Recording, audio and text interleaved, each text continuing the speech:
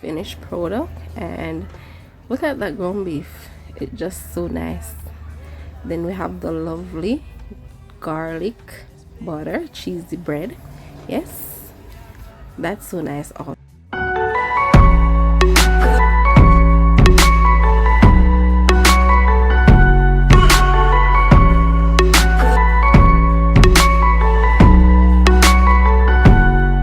So guys, here I am making some garlic butter cheesy bread, and I've had some cheese to this, and I'm putting a lot of cheese because I go for that cheese pull at the end of everything.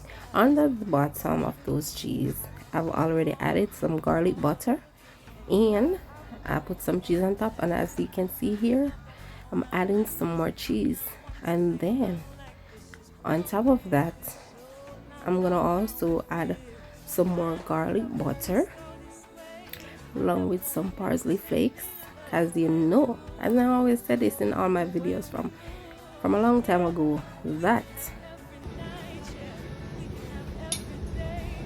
parsley flakes, it makes everything looks good, everything. And if you have other garnish that you want to put on top, you can go ahead and do that. Like I always tell people, always cook to suit yourself, okay? Cook to suit yourself the way you like.